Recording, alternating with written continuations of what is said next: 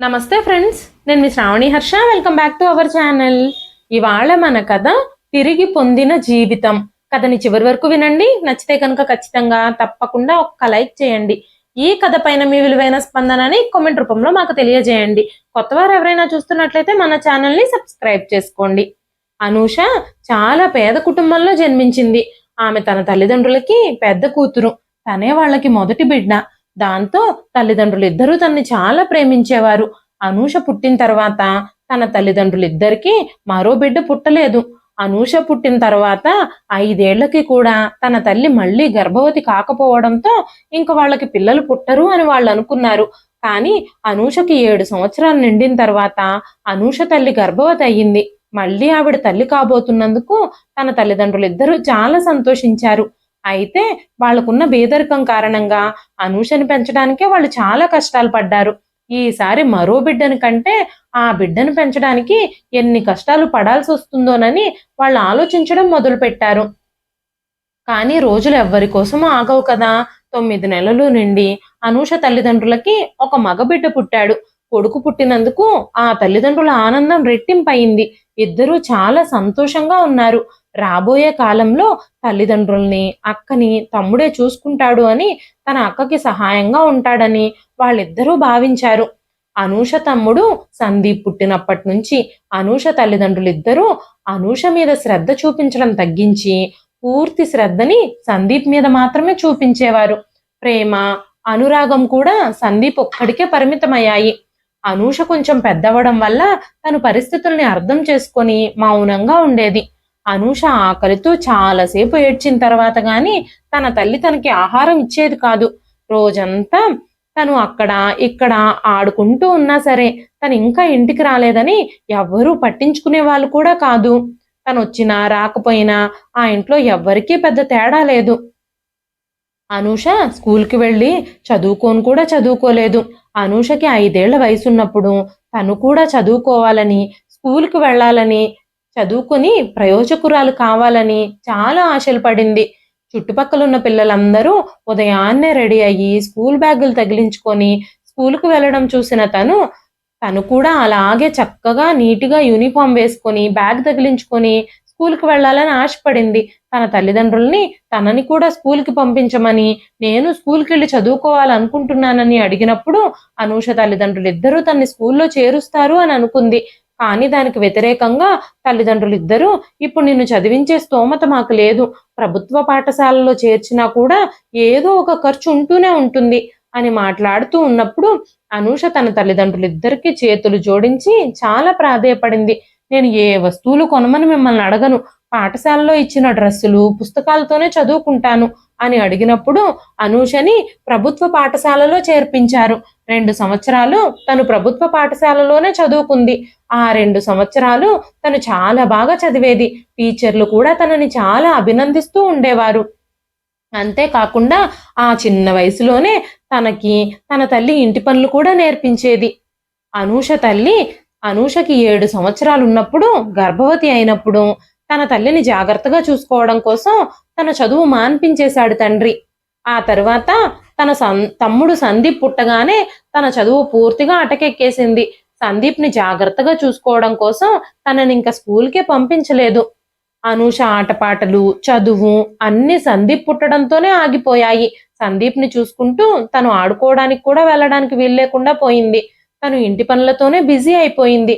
చిన్న వయసు నుంచే వంట చేయడం, ఇంట్లో ప్రతి పనిని ఒక పద్ధతి ప్రకారంగా చేయడం తన రోజువారీ కార్యక్రమాలుగా మారిపోయాయి. అనూష వయసుకొచ్చిన దగ్గర నుంచి తల్లిదండ్రులు ఇద్దరూ తనకి వివాహం చేయాలన్న ఆలోచనే కలిగున్నారు. ఎలాగైనా సరే తన బాధ్యతని వదిలించుకోవాలని ఆలోచిస్తున్నారు. అలాంటి ఆలోచనలు అనూషని చాలా బాధ పెట్టడం ప్రారంభించాయి. ఎందుకంటే తన మీద ఎప్పుడూ ఆ ఇంట్లో వివక్షే ఉండేది. ఏ రోజైనా తనకి నచ్చిన ఆహారం వండుతానని తన తల్లితో చెప్పినప్పుడు, నువ్వు పెళ్లి చేసుకుని అత్తారింటికి వెళ్ళవలసిన దానివి, ఆడపిల్లవి, నీ ఇష్టాయిష్టాలతో ఎవ్వరికీ పని ఉండదు, నువ్వు మీ తమ్ముడిని ఏం కావాలో అడిగి తనకు నచ్చింది వండమని చెబుతూ ఉండేది. అంతేకాకుండా అనూష తండ్రి ప్రతి పండగకి తన తమ్ముడికి కొత్త బట్టలు తీసుకొచ్చేవాడు. అనూష మాత్రం ఎప్పుడూ ఆ పాత బట్టలతోనే ఉండిపోయేది. అనూష ఎప్పుడైనా తనకి కూడా కొత్త బట్టలు కావాలి అని అడిగినప్పుడు నువ్వు ఈ వేరే ఇంటికి వెళ్ళిపోయే అమ్మాయివి, నీకు ఇవన్నీ అవసరం ఉండదు. వీడు వృద్ధాప్యంలో మమ్మల్ని చూసుకుంటాడు. అయినా మగపిల్లాడు 4 చోట్ల తిరుగుతూ ఉంటాడు. వాడికి కొత్త బట్టలతో అవసరం ఉంటుంది. ఇంట్లోనే ఉండేదానివి, నీకెందుకు కొత్త బట్టలు అంటూ తన నోరు మూయించేవారు. ఇప్పుడైతే అనూషకు పెళ్లి చేసేసి అనూష బాధ్యతలన్నీ తీర్చేసుకోవాలని తల్లిదండ్రులిద్దరూ ప్రయత్నిస్తున్నారు. పెళ్లి సంబంధాల కోసం వెతకటం కూడా ప్రారంభించారు. కానీ అనూష తనకి ఎవరైనా మంచి వ్యక్తి భర్తగా రావాలని, తన జీవితం పెళ్లి తర్వాతైనా సంతోషంగా ఉండాలని కోరుకుంటోంది. కానీ తన సంతోషంతో ఆనందంతో ఎవ్వరికీ పట్టింపు లేదు. తమ కూతురు అనూష వివాహం జరిగిన రోజు అనూష తల్లిదండ్రులిద్దరూ చాలా సంతోషంగా ఉన్నారు.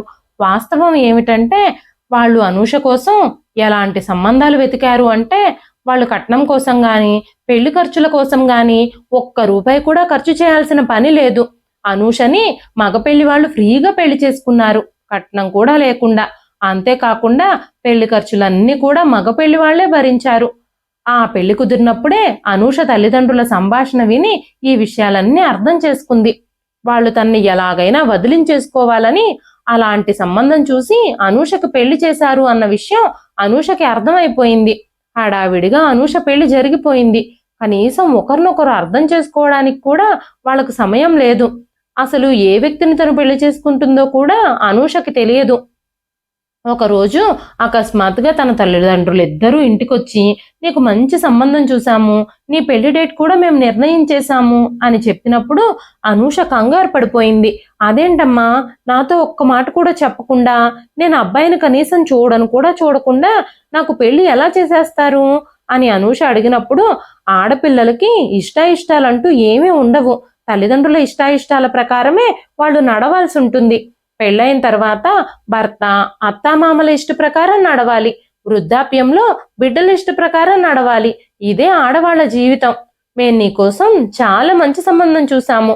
అక్కడ మీ అత్తారింట్లో నువ్వు చాలా సంతోషంగా ఉంటావు. ఒక్క విషయం గుర్తుపెట్టుకో, మీ అత్తగారింట్లో ప్రతి పరిస్థితిని నువ్వు అర్థం చేసుకోవడానికి ప్రయత్నించు. ఆ పరిస్థితులకు అనుగుణంగా నిన్ను నువ్వు మార్చుకో. అంతే తప్ప ప్రతి చిన్న విషయానికి ఏడుస్తూ పుట్టింటికి రావడానికి ప్రయత్నించొద్దు. ఇప్పటికే మేము చాలా కష్టాల్లో ఉన్నాము. మీ నాన్న చాలా నిస్సహాయంగా ఉన్నారు.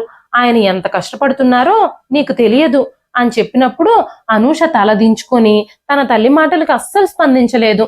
అప్పుడు అనూష తల్లి అనూషతో, మీ అత్తగారింట్లో కూడా ఇలాగే ఉండాలి.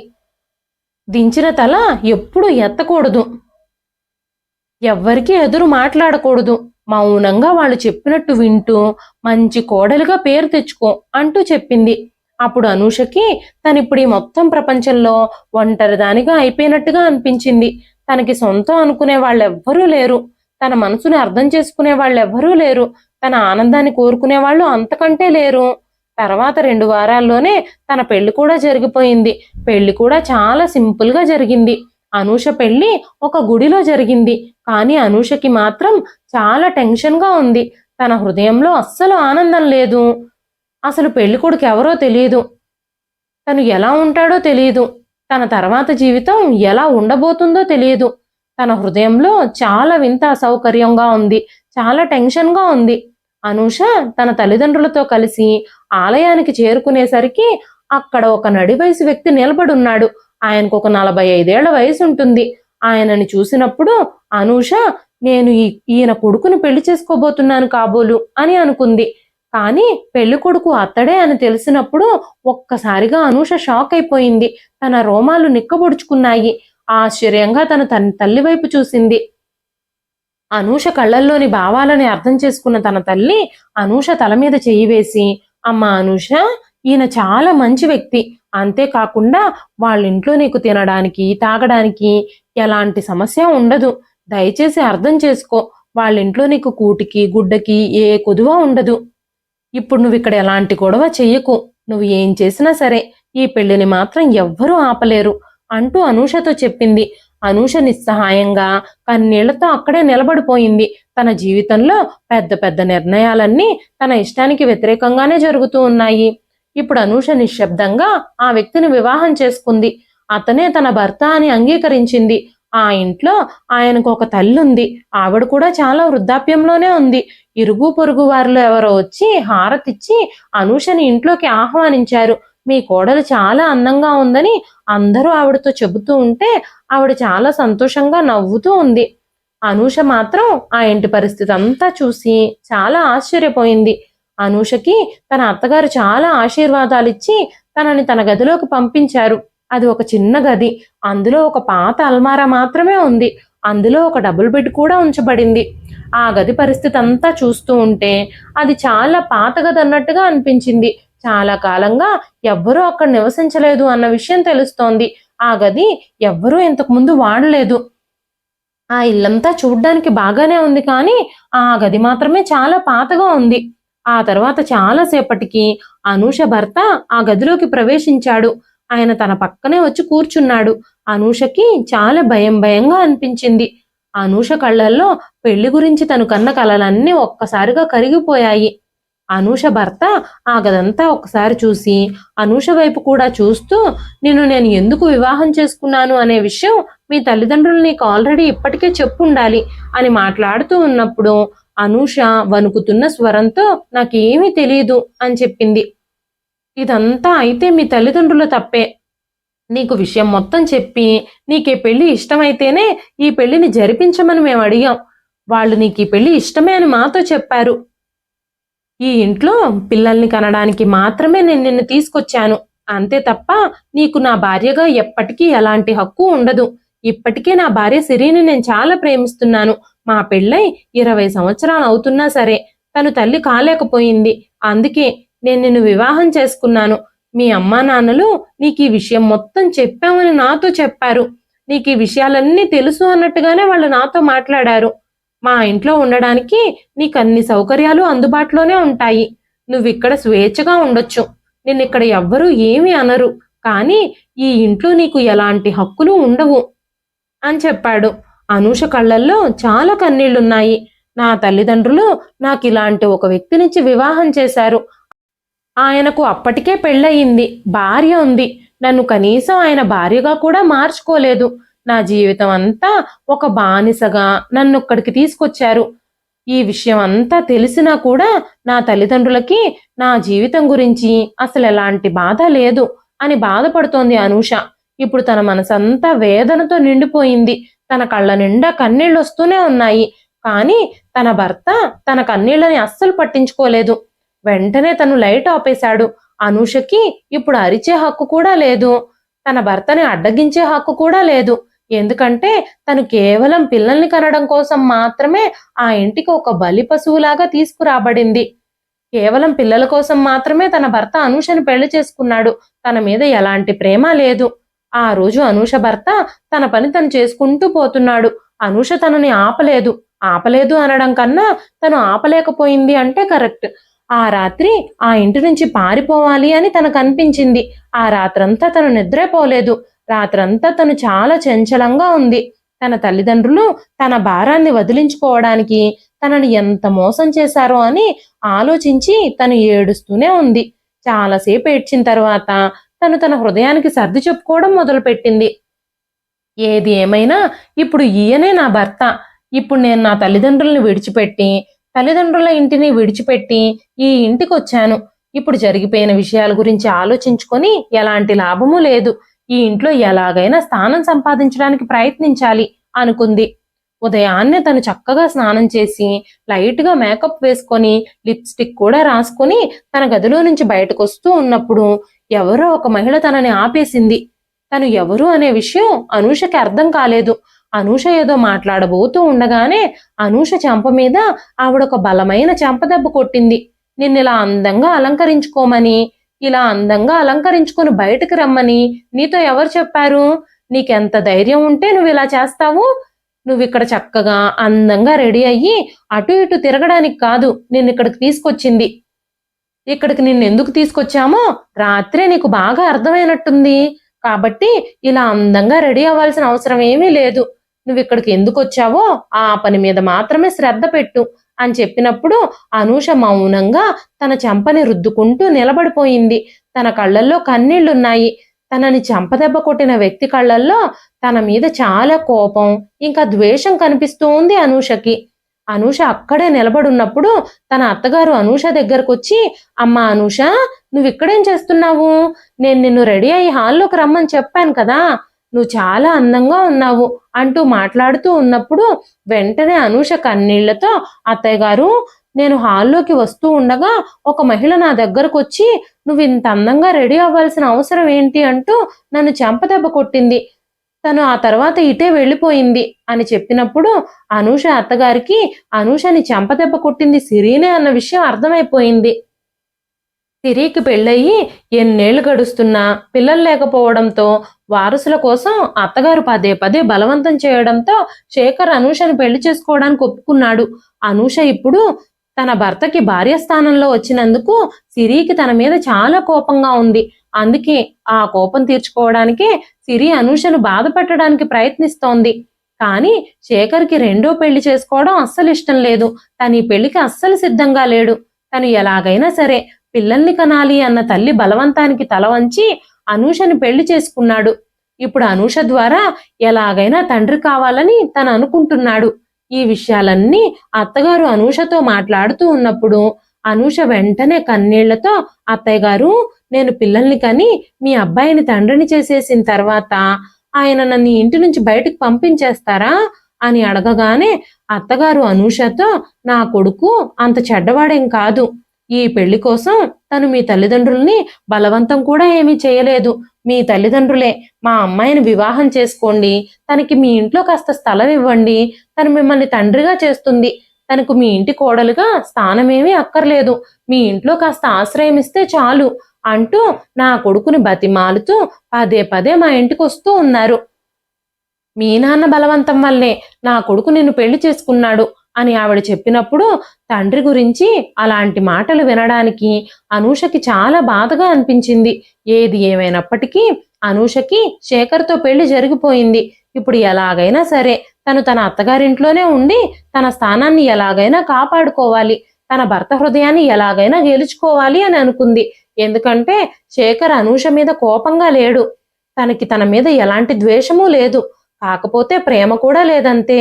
ఎలాగైనా సరే నన్ను పిల్లల్ని కనడానికి తీసుకొచ్చారు కాబట్టి నేను ఒక బిడ్డను కని నా భర్త ప్రేమను గెలుచుకోవాలి అని ఆలోచించడం మొదలుపెట్టింది అనూష. ఆ తర్వాత రోజు అనూష శేఖర్ కోసం టిఫిన్ తీసుకెళ్లినప్పుడు శేఖర్ తను తీసుకొచ్చిన టిఫిన్ తినడానికి నిరాకరించాడు. కనీసం తను అనూష వైపు తల తిప్పి కూడా చూడకుండా తన ఫోన్నే చూసుకోవడం మొదలుపెట్టాడు. ఆ తర్వాత అనూష తన జీవిత దినచర్యలో ముందుకు సాగడం కొనసాగించింది. అంతేకాకుండా సిరి ఆ ఇంట్లో అనూష ఉనికిని అస్సలు ఇష్టపడడం లేదు. పిల్లల కోసం, తన భర్త కోసం ఆవిడ ప్రతిదాన్ని సహించింది. అంతేకాకుండా అనూష అత్తగారు కూడా అనూషని చాలా జాగ్రత్తగా చూసుకునేవారు. ఆ విషయం సిరికి అస్సలు నచ్చడం లేదు. ఆ పెళ్లి తరువాత అనూషని కలవడానికి తన తల్లిదండ్రులు ఎప్పుడూ వాళ్ళ ఇంటికి రాలేదు. అంతేకాకుండా అనూష కూడా తన తల్లిదండ్రుల ఇంటికి వెళ్ళలేదు. అనూష ఇప్పుడిక అదే తన ఇల్లు అని భావించడం మొదలుపెట్టింది. సిరి మాత్రం అనూషతో ఎప్పుడూ నీ పని అయిపోయిన తర్వాత, నువ్వు మాకు బిడ్డల్ని కనిచ్చిన తర్వాత నా భర్త జీవితం నుంచి నేను నిన్ను బయటకు పంపించేస్తాను. ఇప్పుడు నువ్వు నా భర్తను పెళ్లి చేసుకున్నందుకు, రెండో భార్య అయిపోయినందుకు నువ్వు సంతోషపడాల్సిన అవసరం ఏమీ లేదు. నువ్వు నా భర్తతో పిల్లల్ని కన్నా ఆ పిల్లలు నీ పిల్లలు అవ్వరు, నా పిల్లలు మాత్రమే అవుతారు. నీ మెడలో తాళి కట్టినంత మాత్రాన నువ్వు శేఖర్కి భార్యవైపోవు. నేను మాత్రమే శేఖర్కి భార్యని, ఆయనకి భార్యగా పూర్తి హక్కులు నాకు మాత్రమే ఉన్నాయి అంటూ చెబుతూ ఉండేది. అనూష మాత్రం నిశ్శబ్దంగా ఉండడానికే ప్రయత్నించేది. రాత్రిపూట మాత్రమే శేఖర్ అనూష గదిలోకి వచ్చేవాడు. తనతో పెద్దగా మాట్లాడేవాడు కూడా కాదు. మెల్లమెల్లగా రోజులు గడుస్తున్న కొద్దీ శేఖర్ ప్రవర్తన అనూష విషయంలో మారడం మొదలైంది. తను అనూషని సంతోషంగా ఉంచడానికి ప్రయత్నిస్తూ ఉన్నాడు. ఒకరోజు అనూష కోసం తన ఐస్ క్రీం కూడా తీసుకొచ్చాడు. ఇప్పుడు అనూషకి మారిన తన భర్త ప్రవర్తన చూస్తూ ఉంటే చాలా సంతోషంగా అనిపిస్తూ ఉంది. అదే సమయంలో అనూష ఐస్ క్రీం తింటూ ఉన్నప్పుడు బయట నుంచి సిరి ఆ గది తలుపులు తట్టడం మొదలుపెట్టింది. శేఖర్ ఆ తలుపులు తీయగానే, మీకెంత ధైర్యం, దీనికోసం మీరు ఐస్ క్రీం తీసుకొచ్చి ఇచ్చేదాకా కూడా వచ్చారా? మనకి పిల్లల్ని కనడం కోసమే దీన్ని ఇక్కడికి తీసుకొచ్చాం. ఆ విధంగానే మీరు నాకు వాగ్దానం చేశారు కదా, మరిప్పుడేంటి దాని ఇష్టాయిష్టాలు నెరవేర్చడానికి తెగ ఆరాట పడిపోతున్నారు మీరు అంటూ శేఖర్ మీద అరవడం మొదలుపెట్టింది సిరి. వెంటనే శేఖర్ సిరితో, నేను తనని దైవ సాక్షిగా పెళ్లి చేసుకొని నా భార్యగా ఈ ఇంటికి తీసుకొచ్చాను. ఇప్పుడు ఆ అమ్మాయిని జాగ్రత్తగా చూసుకోవడం నా కర్తవ్యమే అవుతుంది కదా అని చెప్పినప్పుడు సిరి తన భర్త మాటలకి మౌనంగా అయిపోయింది. ఆ తర్వాత తను అనూషతో, నువ్వు ఎలాంటి ఆడదానివే, మొన్నటి వరకు నా భర్త నా గురించి తప్ప వేరే ఎవ్వరి గురించి ఆలోచించేవాడు కాదు. నిన్నగాక మొన్న పెళ్లి చేసుకున్నావో లేదో నా భర్తని నీ వైపు తిప్పేసుకున్నావు. ఇప్పుడు ఆయన నీ గురించి మాత్రమే ఆలోచిస్తున్నారు. ఇది ఇలాగే కొనసాగితే నేను నిన్ను ఏం చేస్తానో కూడా నాకు తెలీదు అంటూ బెదిరించింది. తన భర్త తన కోసం ఐస్ క్రీం తీసుకురాగానే అనూషకి చాలా సంతోషంగా అనిపించింది. కానీ ఇప్పుడు సిరి మాటలు వింటూ ఉంటే తన బాధంతా కరిగి కళ్ళల్లోకొచ్చి కన్నీళ్లలాగా కారడం మొదలయ్యింది. ఆ తర్వాత కొన్ని రోజులకి ఒక రోజు అనూష తన గదిలోకి వచ్చేసరికి సిరి ఇంకా సిరితో పాటు 2 వ్యక్తులు అక్కడ నిలబడున్నారు.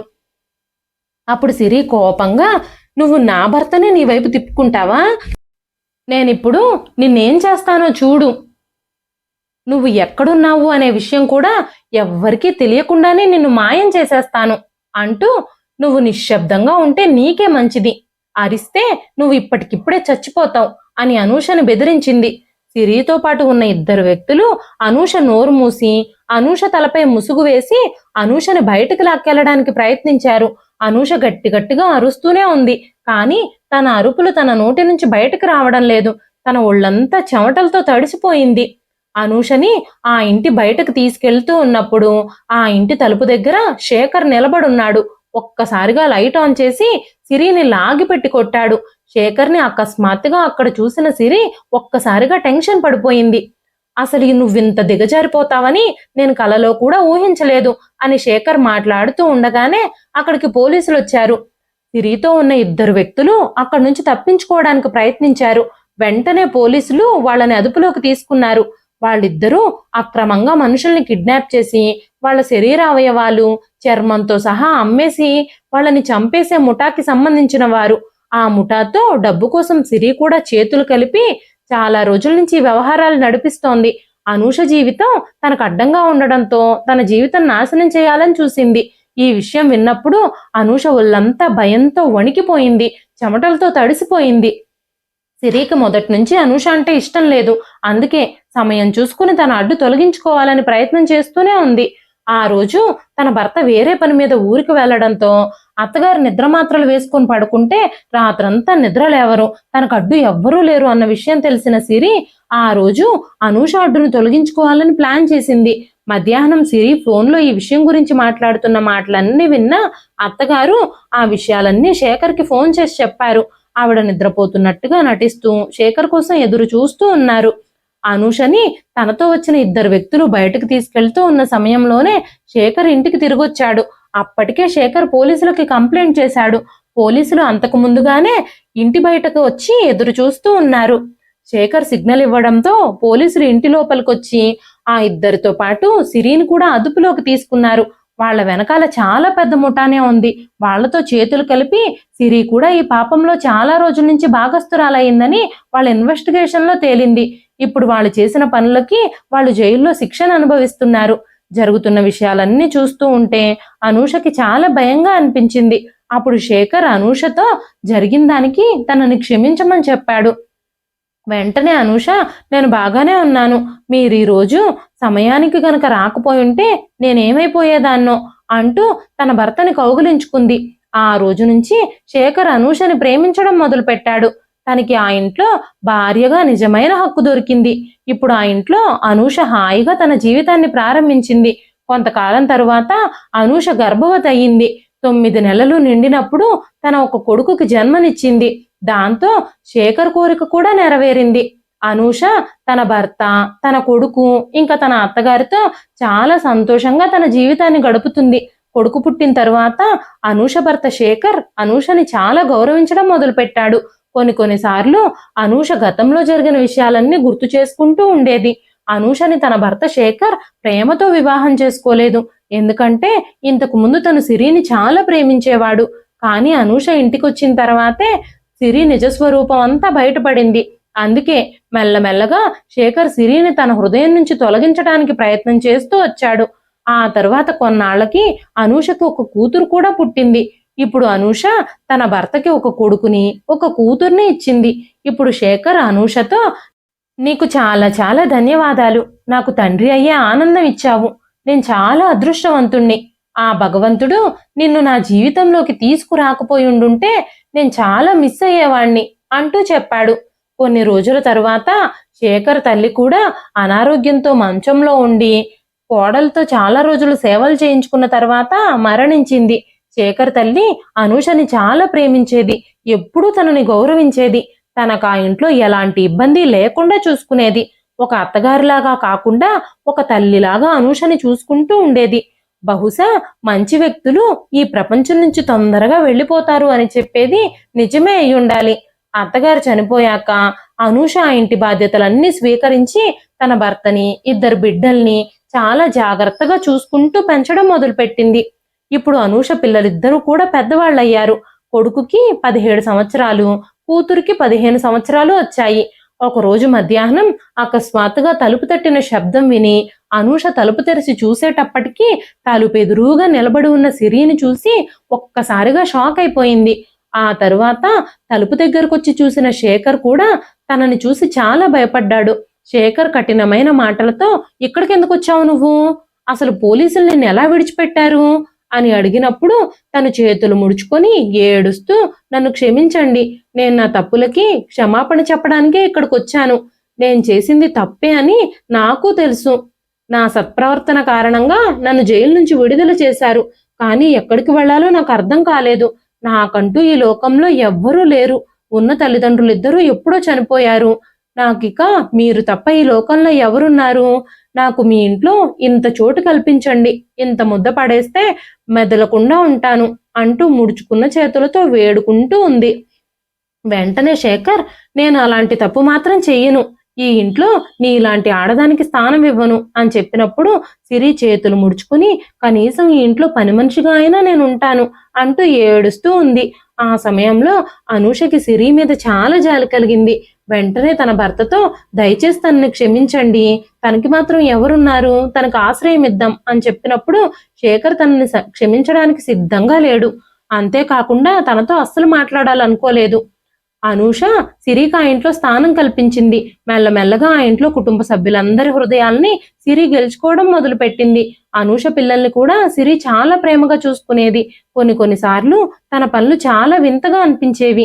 అనూష కొడుకు, కూతురు ఎక్కువసేపు మొబైల్ ఫోన్ చూస్తూ ఉన్నప్పుడు అనూష వాళ్ళ దగ్గర నుంచి ఫోన్లు లాగేసుకుంటే అనూష చూడకుండా సిరి ఆ ఫోన్లని మళ్ళీ వాళ్ళకి తిరిగిచ్చేది.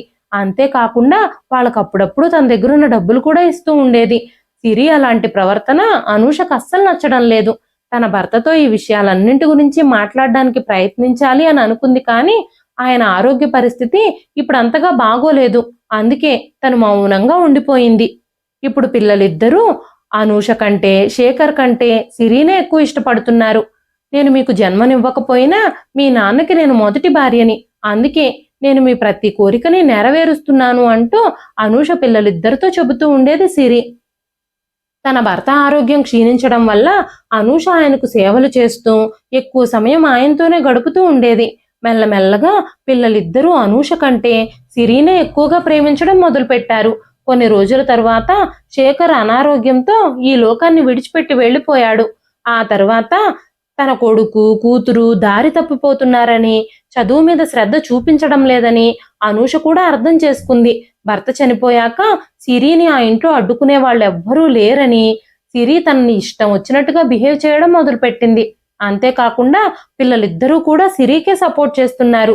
ఒకప్పుడు అనూషని ఎంతగానో ప్రేమించే పిల్లలిద్దరూ అనూష చుట్టే తిరుగుతూ అమ్మా అమ్మా అని తనని విడిచిపెట్టని పిల్లలిద్దరూ ఇప్పుడు సిరిని ప్రేమిస్తున్నారు.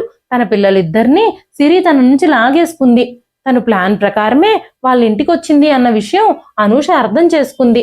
మెల్లమెల్లగా సిరి ఉదయాన్నే లేచి ఇంటి పనులు చేయడం కూడా మానేసింది.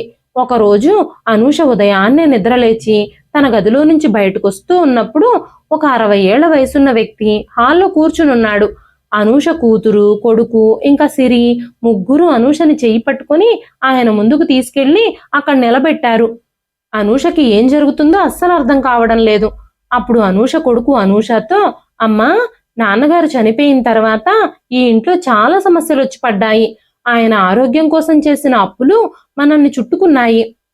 అందుకే ఇప్పుడు వాటన్నింటి నుంచి బయటకు రావాలి అంటే ఏదైనా విలువైన దాన్ని విక్రయించి డబ్బు పొందాలని మేము అనుకున్నాము. అప్పుడు మేము బాగా ఆలోచించినప్పుడు మా దృష్టి నీ మీదకు వెళ్ళింది. నీకిద్దరు పిల్లలు ఉన్నప్పటికీ నువ్వు చిన్న వయసులోనే ఉన్నావు. నీకు చిన్న వయసులోనే పెళ్లి జరిగింది. నీ వయసు ఇప్పటికీ చాలా చిన్నదే. అందుకే నీకిప్పుడు రెండో పెళ్లి చేయాలని మేము అనుకుంటున్నాము అని చెప్పినప్పుడు ఆ మాటలు విన్న అనూష ఒక్కసారిగా షాక్ అయిపోయింది. మీకేమైనా పిచ్చి పట్టిందా? ఏం మాట్లాడుతున్నారు మీరిద్దరూ అర్థం లేని పనులు చేయాలని చూస్తున్నారా అంటూ అరవడం మొదలుపెట్టింది. వెంటనే అనూష కొడుకు విశాల్, అమ్మా, నువ్వు ఇంట్లో ఉంటే ప్రతి విషయంలోనూ మమ్మల్ని ఆపుతూనే ఉంటావు. మాకస్సలు స్వేచ్ఛ ఇవ్వవు. నువ్వు ఈ ఇంట్లో లేకపోతే మేము స్వేచ్ఛగా మాకు నచ్చినట్టుగా బ్రతుకుతాము. మేం మా సొంతంగా మా ఇష్టాయిష్టాల ప్రకారం మా జీవితాన్ని జీవించాలి అని అనుకుంటున్నాము. ఇప్పుడు నువ్వు ఆ వ్యక్తిని పెళ్లి చేసుకోవాలని మేము నిర్ణయించాము. ఆయన మాకు పూర్తిగా ఈ పెళ్లి కోసం 10 లక్షలు ఇస్తానని వాగ్దానం చేశారు. నువ్వు ఆయన్ని పెళ్లి చేసుకుంటే మాకు 10 లక్షల డబ్బులు వస్తాయి. ఆ డబ్బుతో మన సమస్యలన్నీ తీరిపోతాయి అని చెప్పగానే అనూష కోపంగా, మీ నాన్నగారు చనిపోగానే ఇలా ఆలోచించడానికి మీకు కొంచెమైనా సిగ్గుండాలి. నాన్న చనిపోగానే మీ అమ్మని 10 లక్షలకు అమ్మేయాలని చూస్తున్నారా అంటూ మాట్లాడుతూ ఉండగానే అనూష కొడుకు విశాల్ అనూషతో, ఏం చేయమంటావమ్మా నువ్వు? ఇప్పుడు నీ వల్ల మాకు డబ్బు సంపాదించుకునే అవకాశం దొరికింది. దాన్ని మమ్మల్ని ఎలా వదిలేసుకోమంటావు? వచ్చిన అవకాశాన్ని సద్వినియోగం చేసుకునే వాళ్లే తెలివైన వాళ్ళు అవుతారు అన్నాడు. ఇలాంటి వాళ్ళకా నేను జన్మనిచ్చింది? ఆ భగవంతుడు నా తలరాతను అసలు ఎలా రాశాడో. నా తల్లిదండ్రులకి నా మీద ప్రేమ లేదు, నేను కన్నబిడ్డలకి నా మీద ప్రేమ లేదు. అందరూ సొంత ప్రయోజనాల కోసమే నన్ను వాడుకుంటున్నారు. నా తల్లిదండ్రులు కూడా డబ్బు కోసమే నాకు పెళ్లి చేసి ఈ ఇంటికి పంపించారు. నా పిల్లలు ఈ వ్యక్తికిచ్చి తమ ప్రయోజనం కోసమే నాకు మళ్ళీ పెళ్లి చేయాలి అని అనుకుంటున్నారు. నా జీవితం అంతా వేరే వాళ్ల ప్రయోజనాల కోసమే బ్రతకాల్సి వస్తుంది అంటూ ఏడుస్తూ ఉంది. అయినా సరే పిల్లలిద్దరూ తన మాట వినలేదు. ఆ వ్యక్తి దగ్గర డబ్బు తీసుకొని అనూషకి ఆయనతో పెళ్లి జరిపించి తనని ఆ వ్యక్తితో పంపించేశారు. అనూష ఇప్పుడు మళ్ళీ ఈ పెళ్లి పేరుతో వేరే ఇంటికి వెళ్లవలసి వచ్చింది. అక్కడికి వెళ్లి చూసినప్పుడు అది ఇల్లు కాదు, పెద్ద బంగ్లా. అంతేకాకుండా మెరుస్తున్న కార్లు, ఇంటి నిండా పనివాళ్లు కూడా ఉన్నారు. ఆ వ్యక్తి చాలా ధనవంతుడు. ఆయన అనూషతో, మీరు ఏ విధంగానూ కలత చెందాల్సిన అవసరం లేదు.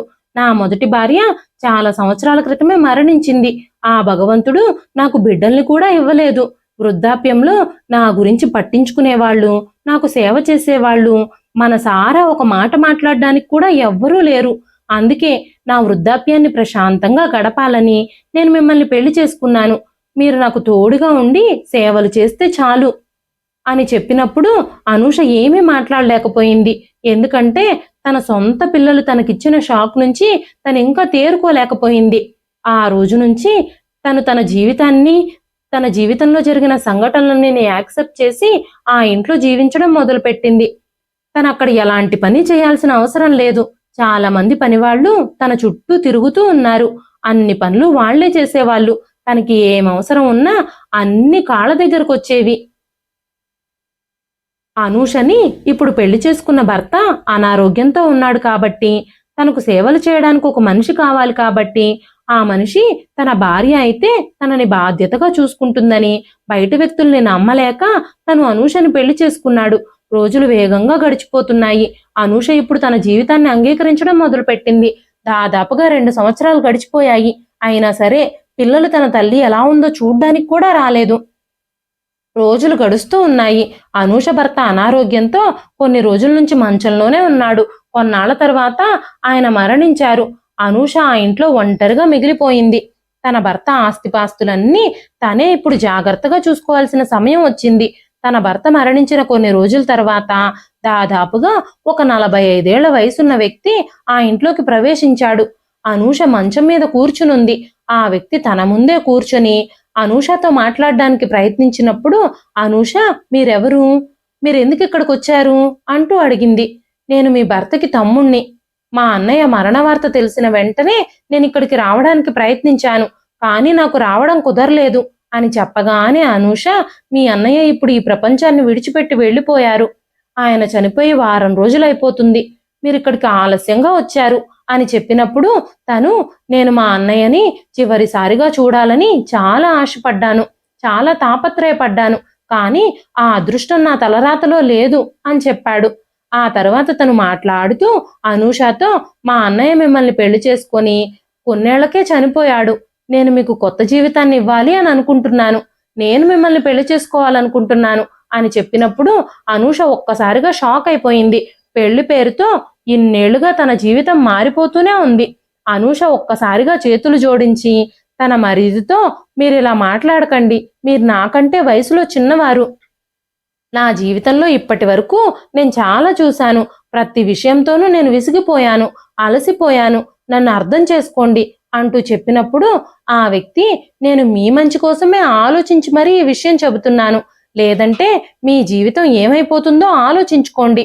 వచ్చే నెలలో 7వ తారీఖు మన వివాహం జరుగుతుంది.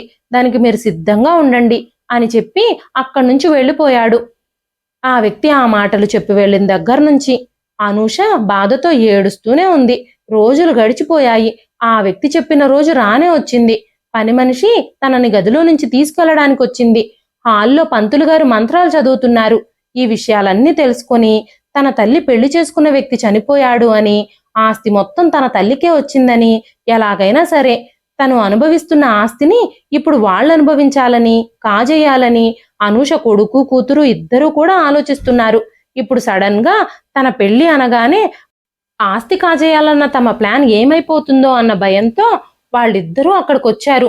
అనూష కొడుకు కూతురు ఆ వ్యక్తితో, మీరు మా అమ్మని పెళ్లి చేసుకోవడానికి మీకెంత ధైర్యం అని అడగగానే, మీ నాన్న చనిపోగానే మీరు మీ అమ్మకి 2 పెళ్లి చేసేశారు కదా, అది తప్పు కాదు.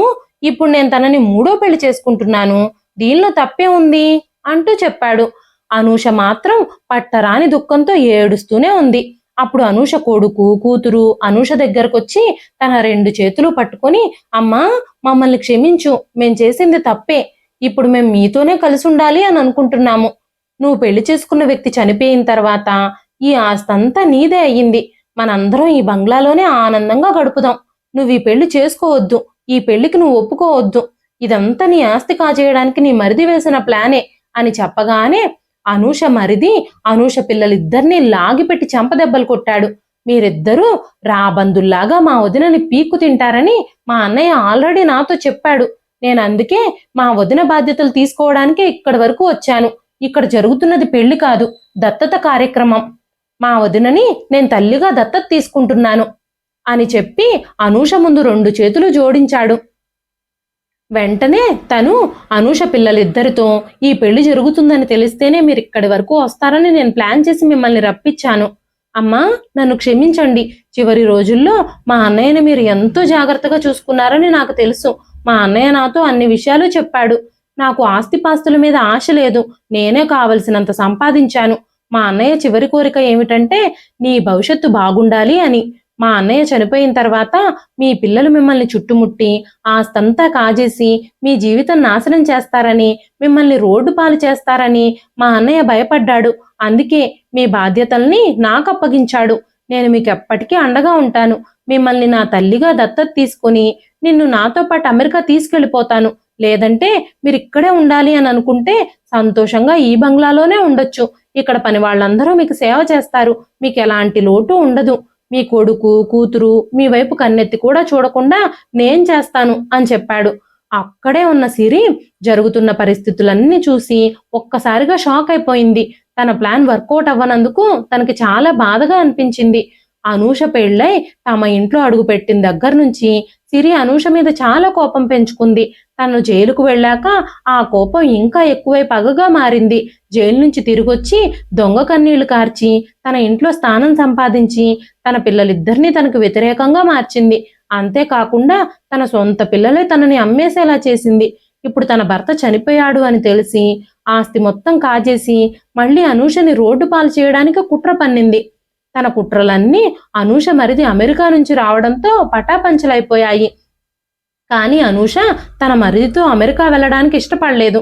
తను ఇక్కడే ఉండాలి అని అనుకుంది.